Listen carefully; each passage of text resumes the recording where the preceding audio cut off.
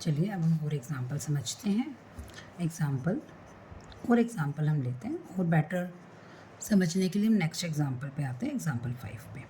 अब हम relation define कर रहे हैं इन set of people of a town. एक टाउन में जो पीपल हैं उनके अंदर हम एक रिलेशन डिफाइन कर रहे हैं। और रिलेशन कैसे डिफाइन कर रहे हैं हम? X Y such that X is wife of Y. X is wife of Y, ये मेरा रिलेशन डिफाइन हुआ है। X Y such that X is wife of Y. अब इस रिलेशन में हमें साफ दिख रहा है, रिफ्लेक्सिव तो है नहीं ये। क्यों नहीं रिफ्लेक्सिव? हम अपनी हेडिंग ना आप हमेशा ऐसे डालिए, अगर रिफ्लेक्सिव नहीं है तो आप लिखिए नॉट रिफ्लेक्सिव और फिर उसमें एग्जाम्पल दीजिए।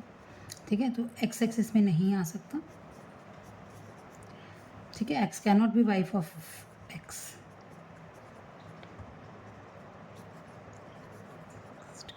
तो रिफ्लेक्सिव नहीं है। सेकेंड चीज़ है not symmetric. Not symmetric, why it is not symmetric? Because if x is wife of y तो एक्स वाई हमारा आ गया रिलेशन में, but y is not wife of x, तो वाई एक्स तो रिलेशन में नहीं आया, तो ये सिमेट्रिक नहीं है, ये हम समझ भी सकते हैं। Now what about transitive? अब यहाँ पर भी यही गलती है, बच्चे लिखते हैं नॉट ट्रांजिटिव। ठीक है, अब यहाँ पे आप समझिए, देखिए X is wife of Y. ठीक है, दिस रिलेशन इज ट्रांजिटिव। क्यों है ये ट्रांजिटिव? देखो x is wife of Y, तो हमने बोला x y belongs to R, let x y belongs to R. X is wife of Y, तो वाई क्या है यहाँ पर? Husband of x. तो there is no y comma z जो बिलोंग करेगा और को। ऐसा तो हो नहीं सकता ना कि वाई जो है वाइफ तो नहीं बन सकती जेड की। तो जब when second pair is not there, जब सेकंड पेयर एग्जिस्ट ही नहीं कर रहा है यहाँ पर, तो देयरफॉर ट्रिवियली ट्रांजिटिव, तो इसको ट्रांजिटिव माना जाएगा। अब मेरे ख्याल से आपको इन एग्जांपल से क्लियर हो गया होगा कि अगर सेकंड पेयर कहीं नहीं दिख रहा तो वो ट्रांजिटिव माना जाएगा रिलेशन। अगर आपने बोला नॉट ट्रांजिटिव, सीधी एक बात है, अगर आप बोल रहे हैं नॉट ट्रांजिटिव तो सीधा सीधा एक एग्जांपल आपके पास होना चाहिए दिखाने के लिए, जिसमें आप ये दिखाएं कि देखो एक्स वाई वाई जेड हैं और एक्स जेड नहीं है। तो सीधा एग्जांपल अगर आप दिखाएंगे तो नॉट ट्रांजिटिव, अदरवाइज वो ट्रांजिटिव ही है। अगर आप एग्जांपल नहीं दिखा पा रहे हैं तो उसके बाद आता है एग्जांपल 6। इसी तरह का एग्जांपल एक लेते हैं, R is equal to X Y. ठीक है, such that X is spouse of Y. Spouse का मीनिंग आपको पता होगा, स्पाउस का मतलब होता है हस्बैंड या wife. X is husband of y या x is wife of y, दोनों ठीक है। स्पाउस का मतलब आप पार्टनर समझ सकते हैं उसका। तो अब हमें बताना है क्या ये रिलेशन रिफ्लेक्सिव सिमेट्रिक ट्रांजिटिव है या नहीं है। तो रिफ्लेक्सिव का मैं आपके ऊपर छोड़ती हूँ। ठीक है, सिमेट्रिक हम बात करते हैं।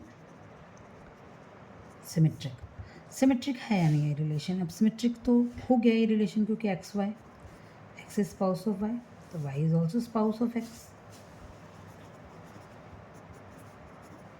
Y is spouse of x. क्यों? अगर एक्स हस्बैंड है तो वाई है, वाई क्या हो गई? वाइफ हो गई, Y is wife of X. Spouse का मतलब हस्बैंड वाइफ दोनों है, तो ये रिलेशन सिमेट्रिक है। अब ट्रांजिटिव के बारे में बात करें, ट्रांजिटिव है या नहीं है, तो अभी मैं हेडिंग नहीं लिखती ट्रांजिटिव की, हम देखते हैं X is spouse of Y. तो क्या कोई सेकंड पेयर एग्जिस्ट कर रहा है क्या? एक्स वाई है रिलेशन में, तो क्या वाई के साथ कोई और रिलेट कर रहा है क्या? बिल्कुल कर रहा है। अभी तो ऊपर देखा है हमने वाई एक्स भी रिलेशन में है, एक्स वाई रिलेशन में है, वाई एक्स भी रिलेशन में, तो बट एक्स एक्स तो रिलेशन में नहीं है, x is spouse of x तो नहीं है ना, तो ये क्या हो गया? Relation not transitive. तो ये मैंने रिलेशंस की बात करी किसमें? जो हमारे टाउन में लोग हैं उनके बारे में। एक टाउन में ले लिए लोग और उनमें एक रिलेशन डिफाइन कर दिया, X is wife of Y. और जब मैंने आपको ये ट्रांजिटिव की डेफिनेशन करी थी क्लियर थर्ड अपने लेक्चर में, तो वहाँ पर मैंने आपको जो एग्जांपल लिया था X is brother of Y, उसमें भी इसी टाइप से मैंने आपको समझाया था रिफ्लेक्सिव सिमेट्रिक ट्रांजिटिव है या नहीं है। Thank you.